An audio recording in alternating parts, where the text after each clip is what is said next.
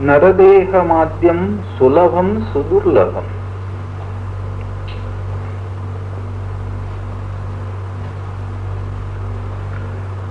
नरदेह हा सुलभही आहे आणि दुर्लभही पण आहे. सुलभ केव्हा ठरतो? परमार्थाची जर वासना असली तर या नरदेहाची प्राप्ती सुलभपणे होते. आणि तोच दुर्लभ केव्हा होतो? विषयाची इच्छा जितकी जितकी घोर तितका तितका हा नरदेह दुर्लभ होतो. पदार्थी जडे कामना पूर्व पापे.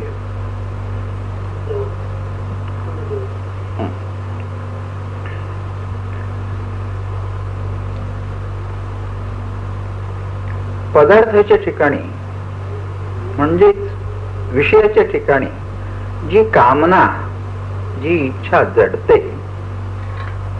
ती ही पूर्व पापाच्या रूपाने. जितकी जितकी विषयेच्छा विषयाची इच्छा अधिक तितका तितका तो पापी.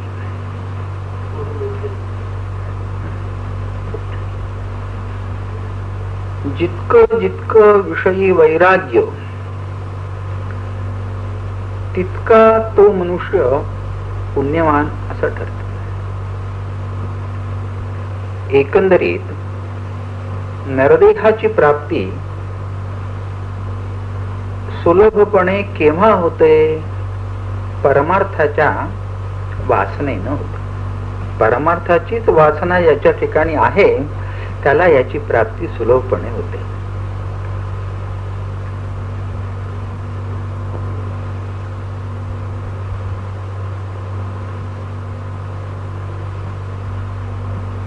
झालं ना?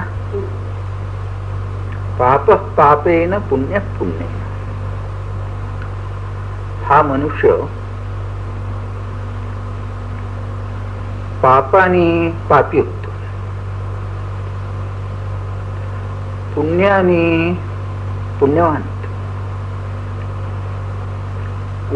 अनतीति उदाना. पंचप्राणात उदान एक आहे. पुण्येन पुण्यम लोकम नयति, पापेन पापम, उभाभ्यामेव मनुष्य लोकम.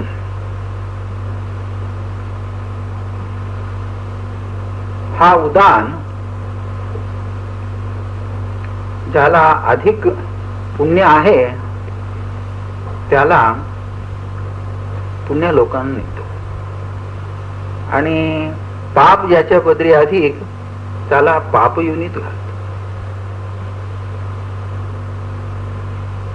पापाचा भोग जो दुःखरूप त्याची प्राप्ती ज्या योनीतून अधिक अशा त्या नीच योनीला त्याला जन्माला घालतो. त्या लोकाला नेतो म्हणजे त्या देहाला नेतो, त्या योनीत जन्म घालतो. उभाभ्यामेव मनुष्य लोकम. पाप पुण्ये समे जाते नर योनिषु जायते. पाप पुण्याची समता घडे तैच नरदेह जोडे. पाप पुण्याची समता झाली म्हणजे हा नरदेह येतो. स्मरणे मानव बोली देत आहे. स्मरण म्हणजे पुण्य, विस्मरण म्हणजे पाप. अशा या पुण्य पापाच्या संमिश्रणानं हा नरदेह येतो. म्हणून या ठिकाणी स्मरण आणि विस्मरण दोन्हीही पण आहे. आमचं कर्तव्य स्मरण अधिक वाढवणं. विस्मरणाने दानव होतो, विस्मरणाने नीच योनी प्राप्त होते. आम्हाला स्मरण विस्मरण पाप पुण्याने ज्ञानाज्ञानाने हा नरदेह आलाय. या ठिकाणी आमचं कर्तव्य ज्ञान अधिक करणं हे होय.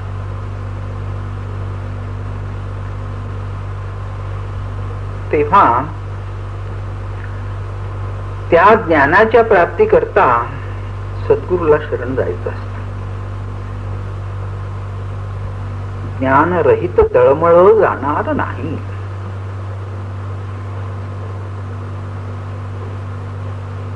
ज्ञानाशिवाय तळमळ जाणार नाही. आणि त्या ज्ञानाची प्राप्ती कोणापासून होते? सद्गुरूपासून होते. तत्वं गृणातीति गुरु. आत्मतत्व समजून सांगणारा तो सद्गुरु. त्याला शरण जायला पाहिजे. देह परमार्थी लाविले तरी तर याचे सार्थक झाले, नाही तरी हे व्यर्थची गेले, नाना आघाते मृत्यूपंथे. परमार्थ, परम म्हणजे श्रेष्ठ, अर्थ म्हणजे हेतू. ज्यात श्रेष्ठ हेतू असतो म्हणजे श्रेष्ठ सुखाचा हेतू असतो तो परमार्थ. एषोस्य परमानंद. ज्ञानांचा आनंद फार मोठा असतो. सत्यं ज्ञानमनंतं ब्रह्म. ते ब्रह्म म्हणजे मोठ्यात मोठं, यस्मात् परतरं नास्ति. ज्याच्याहून श्रेष्ठ काहीच नाही असं ते ब्रह्म.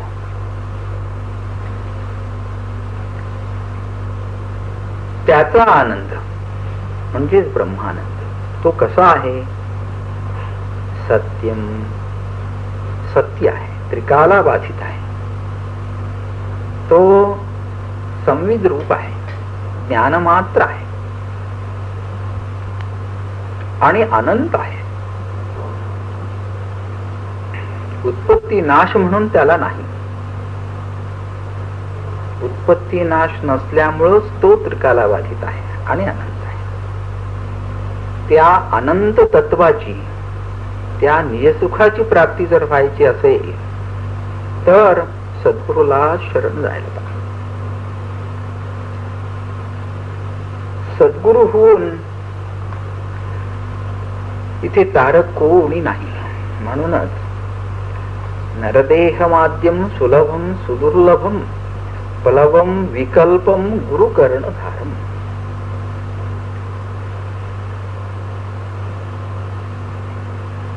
आम्ही एक नाव मिळवली आहे. नावाडी सद्गुरु ही लाभला आहे. आता तरुण जायचं तेवढं बाकी आहे.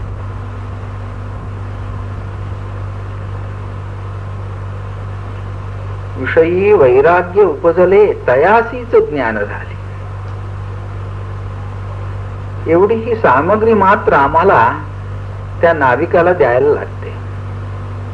विषयीचं वैराग्य, मुमुक्षुत्व.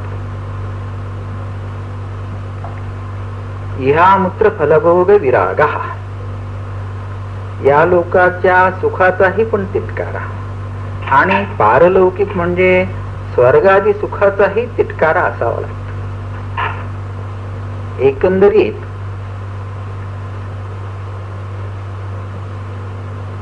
विषम विषय वैचित्र्यम. विषय हे खरे विष नव्हे. विषय हेच विषस्थानी आहेत.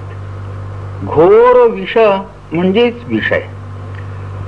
विषम विषय वैचित्र्यम न विषम विषमुच्यते जन्मांतरघ्ना विषया एक जन्महरम विषम.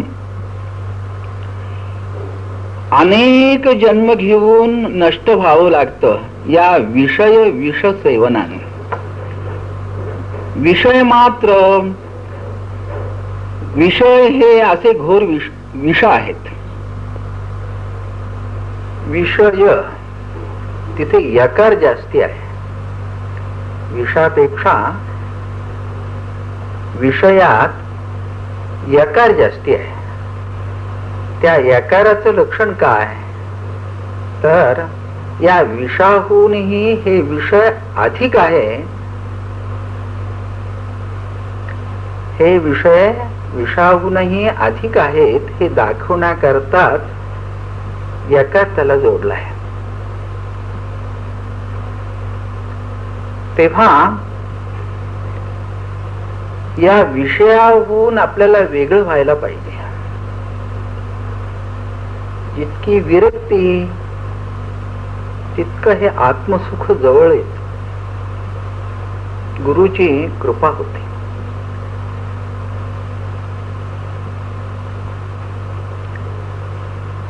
तेव्हा समाधी षटकम इहामूत्र फलभोग विराग हे झालं वैराग्याचं लक्षण. तेच अंगवळणी पडलं का नाही हे समाधी षटकाने स्पष्ट दिसत. मनुष्य पाहिल्याबरोबर त्याची ओळख पटते. हा अमका अमका आहे, असा असा आहे. Face is the index of mind म्हणतात ना. मुद्रेवरूनच सर्व हे समजून घेता येत.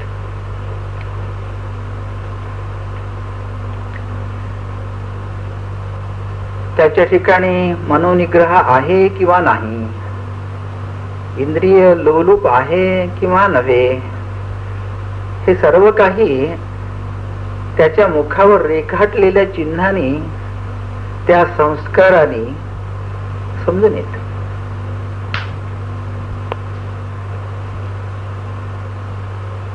असं असल्यामुळं सम्यक परीक्ष दातव्यम हे आत्मज्ञान योग्य असं माणसाला द्यावं. पण तो माणूस कसा असावा तर विरक्त असावा. तपोभि क्षीणपापानां शांतानां वीतरागिणां मुमुक्षूणां अपेक्षोयम् आत्मबोधो विधीयते. तपोभि क्षीणपापानां तपाने ज्यांचं पाप म्हणून नष्ट झालेलं आहे, उरलं काही नाही. शांतानां वीतरागिणां जे शांत आहेत म्हणजे मनाचा जय ज्यांनी संपादला आहे. मुमुक्षूणाम अपेक्षोयम आत्मबोधो विधीयते. जो मुमुक्षु आहे म्हणजे मोक्षाची ज्याला तीव्र इच्छा आहे त्याला हा आत्मबोध द्यायचा असतो. ही त्याची परीक्षा आहे. नावाड्याला काहीतरी द्यायलाच लागतं का नाही, ते हे त्याला द्यायचं. इथला आमचा नावाडी म्हणजे गुरु. शम, दम, तितिक्षा, सहन करण्याची शक्ती ही पण पाहिजे. सुख दुःख आघात शीतोष्ण द्वंद्वांचं सहन म्हणजेच तितिक्षा. श्रद्धा, गुरु वचनी विश्वासपूर्ण ही श्रद्धा पाहिजे. आपण सद्गुरूंचा आश्रय केला आहे, आता आपल्याला काही भीती नाही. सर्व चिंतावधीर गुरु सर्वापन निवारक. गुरुच्या ठिकाणी आम्ही आता शरण झालो आहोत. गुरुच्या चरणी शरण झालो आहोत. आता आम्हाला कशाचीही चिंता नाही. नावेत बसल्यानंतर नावाडी सर्व जबाबदार तो नावाड, तो आम्हाला येऊन पोचवतोच, असा हा निश्चय आम्हाला पाहिजे. गुरुचा आश्रय केल्यानंतर नावीत बसल्यासारखंच. त्याची कृपा ही नाव आहे आणि त्याच्या कृपेला पात्र असं हे आमचं शरीर आहे.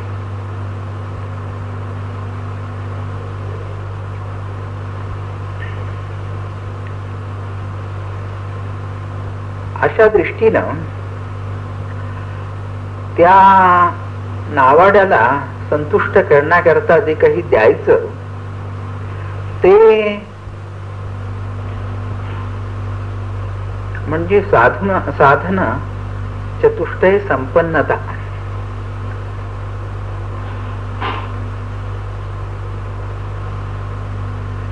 साधन चतुष्टय संपन्नता इहामुत्र फलभोग विरागः शमादि षट्कम् मुमुक्षुत्वम, मोक्षाची इच्छा, तीव्र इच्छा. इहामुत्र फलभोग विरागः नित्यानित्य विवेकः. नित्य काय आणि अनित्य काय याचाही पण ठसा अंतःकरणावर उमटलेला पाहिजे.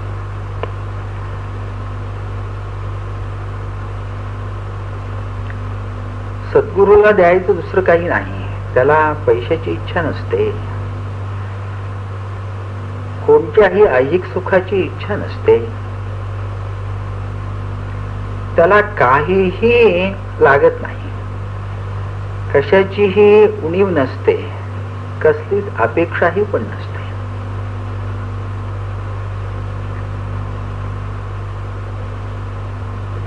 त्याला जीवमात्रांचा उद्धार व्हावा याचीच एक इच्छा असते आणि त्याच्याकरताच तो असतो. तुका म्हणे आता राहिलो उपकारा पुरता, बुडत हे जन न देखवे डोळा, अशी त्याची स्थिती असते. त्यामुळं पैशाची, अलंकाराची, अन्नपानाची, वस्त्रांची, कीर्तीची, कशाचीच त्याला अपेक्षा नसते. त्याला आमचा हा विषय वासनेचा जोजार सोडवायचा असतो, आम्हाला विरक्त बनवायचं असतं, यात काही नाही हे आम्हाला ठसवायचं असतं. मग याची त्याला कसली अपेक्षा असणार? कसलीही अपेक्षा नसते. तेव्हा आम्ही प्रयत्नाने मोक्षाचे अधिकारी व्हायचं एक मोठं कार्य असतं. ते साधलं आम्हाला म्हणजे मग कसलीही वाण नाही, कसलीही चिंता नाही. सर्व सुखाचा आगर आम्हाला लागतो. पण सद्गुरूचं चित्त आम्ही तोषवायला पाहिजे. आमच्या सद्गुणांनी, आमच्या निरलस, निस्वार्थी, निरपेक्ष साधनांनी, सेवेने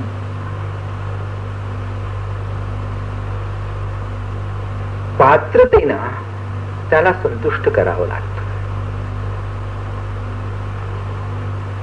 अनुकूल वाराही पण असावा लागतो. नाव चालवून न्यायचे म्हणजे अनुकूल वाराही पण असला म्हणजे नावाड्याला सुलभ होत. मयानुकूलेन नभस्वते रितम, भगवंतच सांगतायत. नभस्वत, नभसी स्वीयते, आकाशात वावरणारा, वाहणारा वारा. हा वारा म्हणजे परमात्म्याची कृपा, ईश्वराचं अधिष्ठान.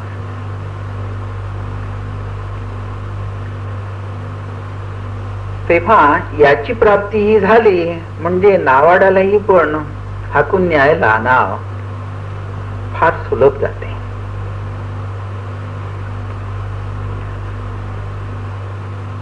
ईश्वरानुग्रहादेव पुंसाम अद्वैत वासना. ईश्वराच्या अनुग्रहानच अद्वैत वासना निर्माण होते. अद्वैत वासनेचंच एक लक्षण म्हणजे सद्गुरूला शरण जाणं आहे.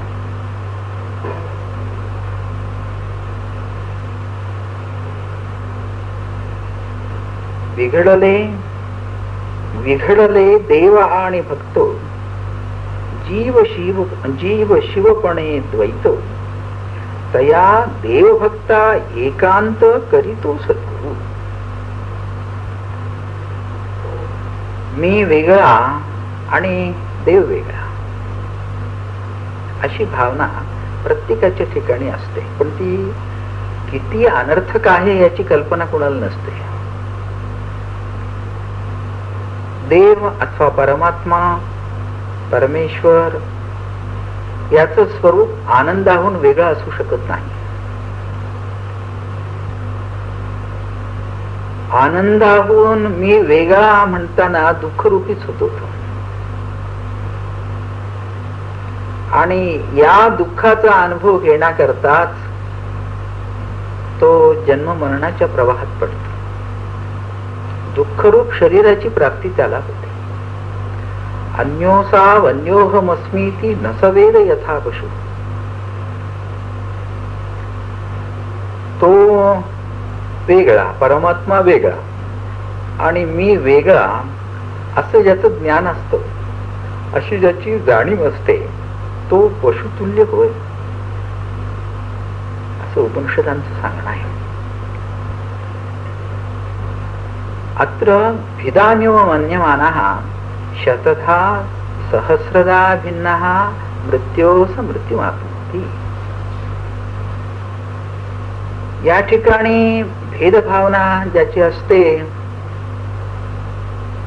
भेदभावनांनी जो परमात्म्याची आराधना करतो त्याची पुढे गती कोणची, तर अनेक जन्म त्याला सोसावे लागतात. कारण तो आनंदाहून वेगळा पडतो, त्याला दुःख लागतं आणि परमात्मा सुखरूप आहे त्याची प्राप्ती करून घ्यावी ही कल्पना नाहीशी होऊन तो विषयाकडे वळतो. भेदभावने आणि विषयाकडे वळला म्हणजे त्याच्या अनुभवाकरता त्याला अनेक जन्म सोसावे लागतात. का बरं?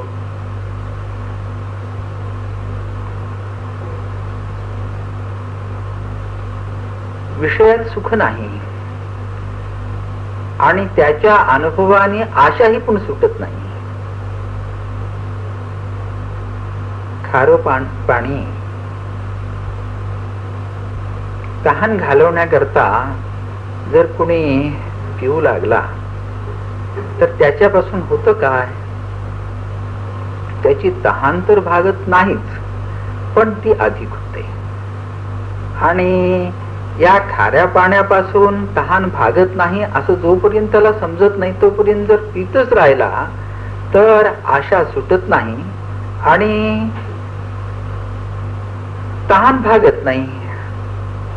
इथेही तसंच विषयाची आशा सुटत नाही आणि देव भेटत नाही अशी होते स्थिती. म्हणूनच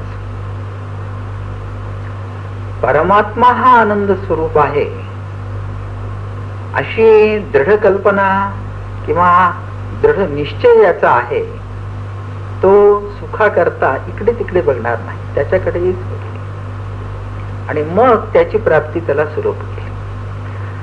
परमात्मा हा अद्वितीय आहे आणि आनंद ही पण अद्वितीय आहे. अद्वितीय म्हणजे ज्या ठिकाणी भिन्नत्वच मुळी नाही, अशा परमात्म्याच्या दर्शनाकरता तू निघाला म्हणजे बिंदू सिंधूत मिळाल्याप्रमाणेच तो त्याच्याशी ऐक्य होत. त्या ठिकाणी भिन्नत्व राहत नाही. अद्वितीय परमात्मा असं जर झालं तर त्या ठिकाणी हा भक्त वेगळा उरणार कसा?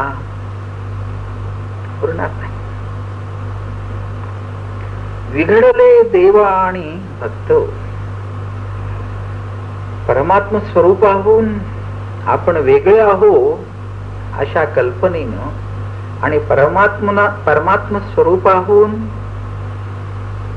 जे वेगळं आहे असं ते दुःख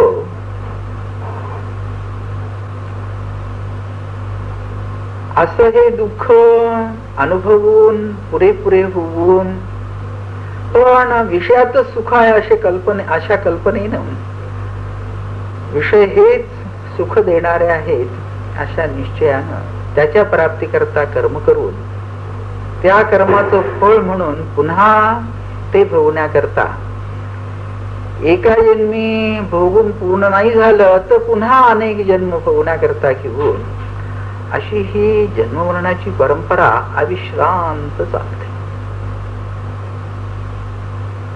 म्हणून जन्म दुःखाचा अंकुर, जन्म शोकाचा सागर, याच्यापासून आपल्याला जर सोडवून घ्यायचं असेल तर सद्गुरूला शरण जायला पाहिजे.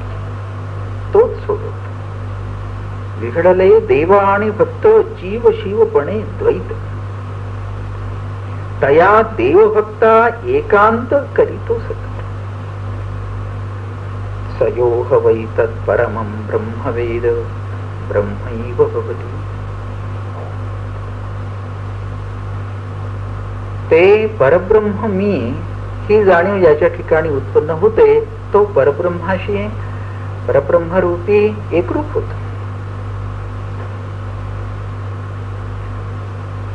यथा नद्यस्यन्दमाना समुद्रे अस्तं गच्छन्ति नामरूपे विहाय. नद्या जशा समुद्राशी एकरूप होऊन नामरूप माळून टाकतात त्याचप्रमाणे परात् परम पुरुषम याति विद्वान नामरूपे विहाय. त्या परब्रह्म स्वरूपाशी एकरूप होणारा, जाणणारा, ते मी मानणारा असा निश्चय ज्याला सद्गुरु कृपेनं झालेला आहे तो त्या आनंद व परब्रह्माशी एकरूपच होतो. ते वेगळे पण राहत नाही. यथा शुद्धम शुद्धे मासिक्तम यथा जलम शुद्धे शुद्धमासिक्तम तादृगेव भवति. एवं मुनेर व्यजानत आत्मा भवति गौतम.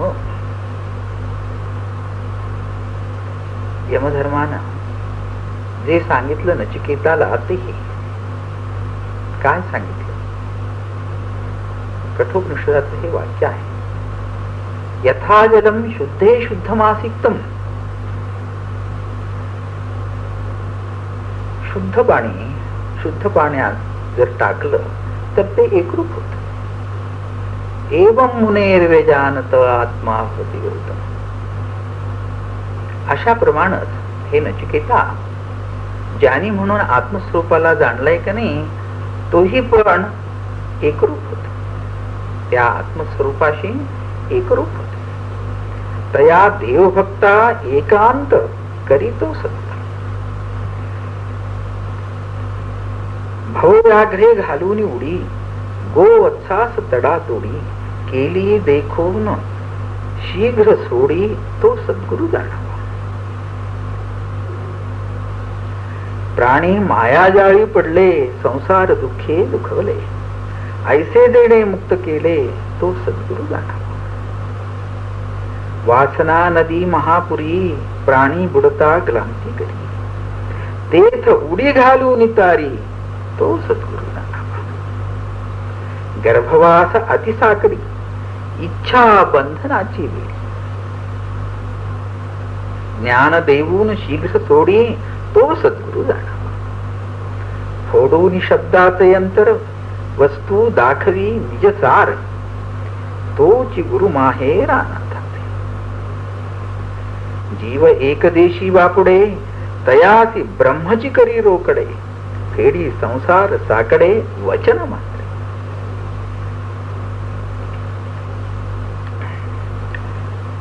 गुरु अत्रे स्थितम ब्रह्म, त्याच्या शब्दात तेवढं सामर्थ्य असतं. अग्नी जसा प्रकाश आणि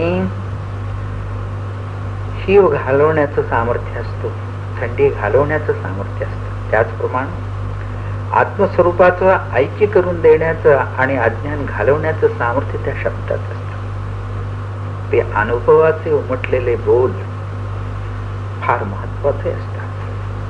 त्याच्या पाठीमागे त्या जीवाला ब्रह्म करण्याची त्यांची तपशक्ती उभी असते. जे वेदांचे अभ्यंतरी, ते काढून आपत्यापरी, शिष्य श्रवणी कवळभरी उद्गार. वेदशास्त्र महानुभाव, पाहता एकची अनुभव, तोची एक गुरुराव ऐक्य होते. साधू दिसती वेगळाले, परी ते स्वरूपी मिळाले. सर्व मिळवून एकची झाले, देहाती तोच. गुरु म्हणजे एका देहाने परिच्छिन्न नसतो, गुरु तत्व असत. ते जेथे दिसती विशेष गुण, तेथे सद्गुरूचे अधिष्ठान. समर्थांनी सांगितलं आहे. ब्रह्मस्वरूपाची ओती व मूर्ती वैराग्याने नटलेली, आत्मस्वरूपाच्या त्या निर्विषय आनंदाने प्रकाशणारी म्हणजे सद्गुरु. ती मूर्ती म्हणजे सद्गुरु. त्याच्या ठिकाणी समज, निर्विषयता, दयार्द्रता, शास्त्रांचं नैपुण्य, वेद पारंगतत्व आणि निरपेक्षा, हे सर्व गुण त्याच्या ठिकाणी असतात.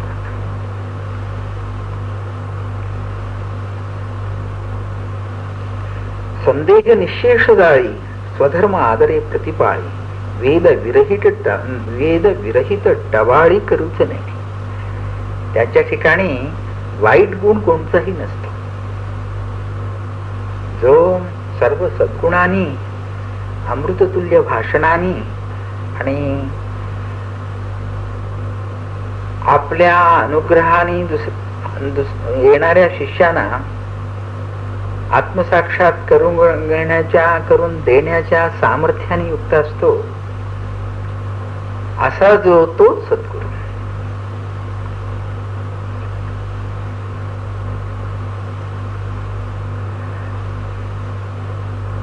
पहा,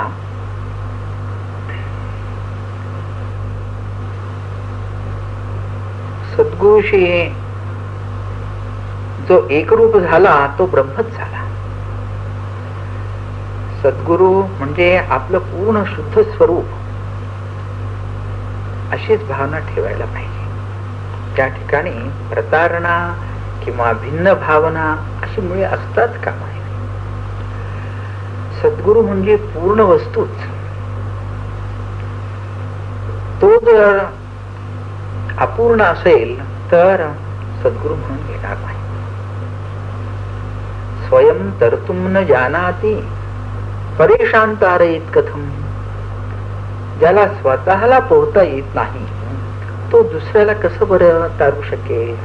म्हणून जो साधन करून श्रुतीशास्त्राचं मर्म जाणून ते अंगी बाणवून घेऊन आत्मसाक्षात्कार करून घेऊन आत्मनिष्ठ होऊन असा जो सूर्यासारखा तेजस्वी झाला आहे त्यालाच अंधार घालवणं हे शक्य आहे. अंधार म्हणजेच अज्ञान. गुकारस्त्वंधकार स्यात् ऋकारस्तद्विनाशकृत अंधकार विनाशित्वात् गुरुरित्य विधीयते.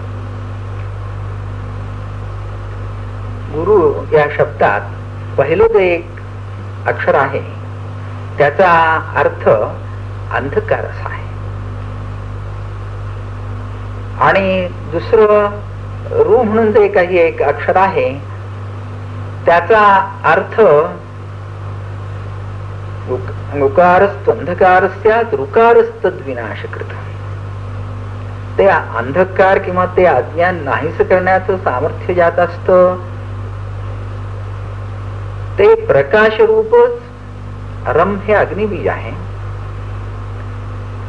त्यामुळं ते सूर्यासारखं आहे. अज्ञान अंधकार तम नाहीच करणार ते.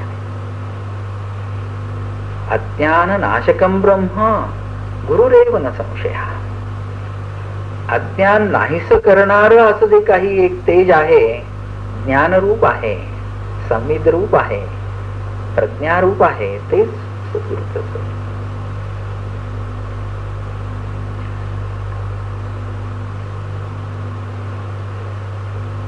अशा सद्गुरूच्या ठिकाणी अनन्य असावं असं सांगितलंय.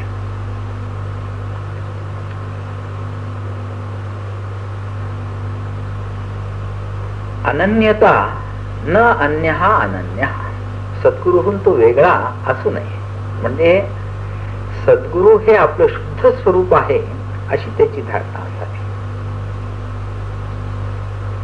शिष्यास नलविती साधन न करिविती इंद्रिय दमन ऐसे गुरु अडक्याचे तीन मिळाले तरी त्याचावे असं समर्थांनी सांगितलं. सद्गुरू करायचा कशा करता? आत्मप्राप्ती करता, विषय वासनेचं प्राबल्य नाहीस होण्याकरता. तेव्हा हे ज्याच्यामुळं लाभतं तो सद्गुरू. त्याचं सानिध्यच तसं, त्याच्या वाणीतच तसं ते सामर्थ्य असतं. अशा दृष्टीनं गुरु साधन मार्ग दाखवून त्या जीवाला परब्रह्म स्वरूपाशी अभिन्न करतो. या विषयानंदापासून सोडून त्याला ब्रह्मानंदाशी एकरूप करतो. हा सद्गुरू. जो कोणी ज्ञानबोधी समूळ अविद्या छेदी इंद्रिये दमन प्रतिपादी तो सद्गुरू झाला.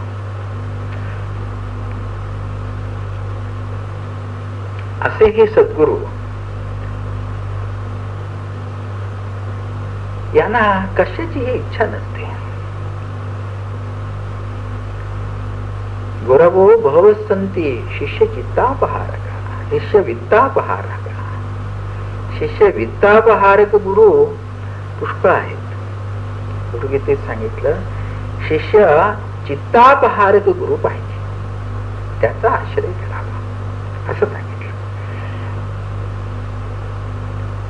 तेव्हा जो ब्रह्मज्ञान उपदेशी अज्ञान अंधारे निरसी जीवात्मया परमात्मयाची ऐक्यता करी असं हे सद्गुरुपद श्रेष्ठ आहे. एवं गुरुपदम श्रेष्ठम देवानामपि दुर्लभम. असं हे गुरुपद देवांना देखील दुर्लभ आहे. बरं, देव सुद्धा या तत्वज्ञानाकरता गुरुकडे जात असतात.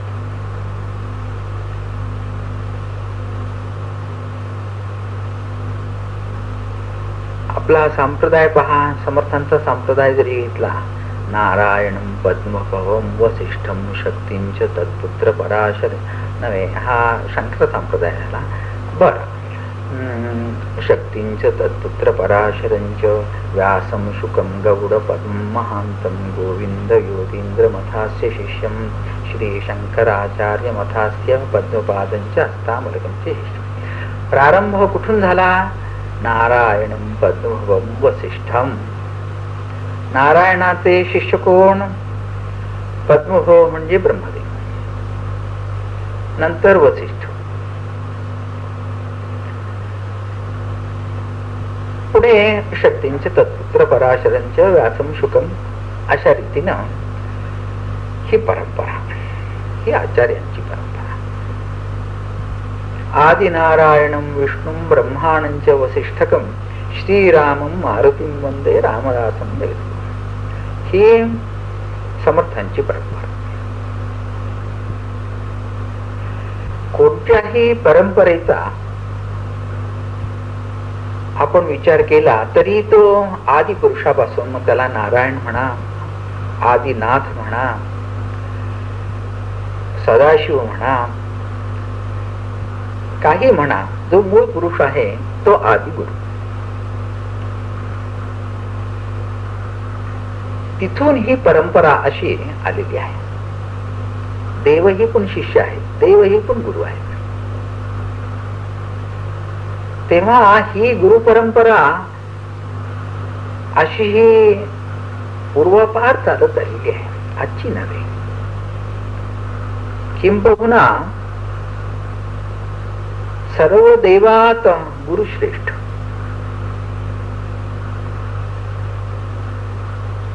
का? गुरु तत्वच सर्वांना तारक झालाय.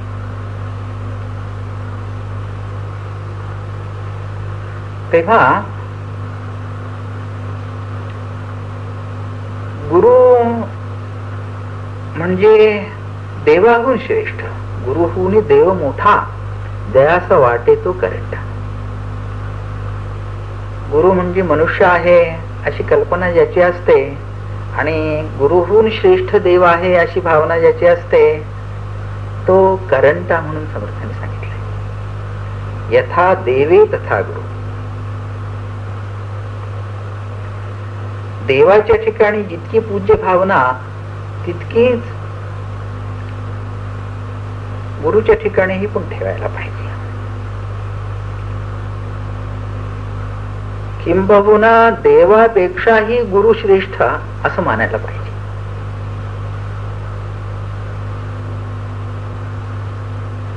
असं का बरं मानावं? त्याचं कारण आहे. देवाचे दोन रूप आहेत. कोणतीही उपासना करा, एक सद्गुरु रूप आणि एक देवतांचं स्वरूप, देवरूप, देवता रूप. सद्गुरु रूप ते सद्गुरूशी अभिन्नच असत आणि देवता रूप जे असतं का नाही ते सद्गुरूहून भिन्न असत. असं कसं म्हणता येईल म्हणून शंका तुम्हाला येईल. देव हा कर्मफलदाता, सृष्टी उत्पन्न करता असा हा एक, आणि मोक्ष देणारा म्हणजे त्याचंच दुसरं हे रूप, त्याला सद्गुरु म्हणतात. कर्मफल देणारा मोक्ष देत नाही.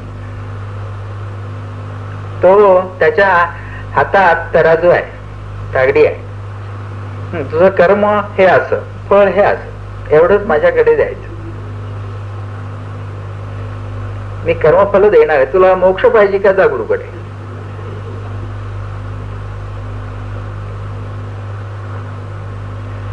प्रारब्ध नाहीस करणं हे देवाकडे नाही, गुरुकडे आहे. तुम्हाला एक गोष्ट सांगतो.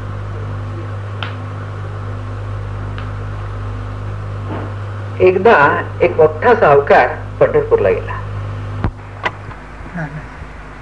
काय बंद झालं का? चालू आहे. आता तेच झालं तुमचं. तर नामदेवाकडून आपल्याला मुलगा होणार आहे किंवा नाही हे देवाला विचारून समजून घ्यावं, अशा दृष्टीनं हा सावकार पंढरीला गेला होता.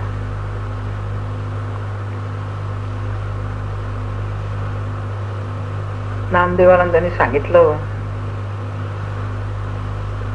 घरी अपार संपत्ती आहे पण पुत्र नाही, त्यामुळं फार मी कष्टी आहे. तुम्ही देवाशी बोलता, देव प्रत्यक्ष तुमच्या बरोबर खेळतो, सर्व व्यवहार करतो. तुम्ही देवाचे अत्यंत प्रिय भक्त आहात. माझ्याविषयी एवढी विनंती करून मला सांगा, माझ्या कपाळी पुत्रलाभ आहे किंवा नाही.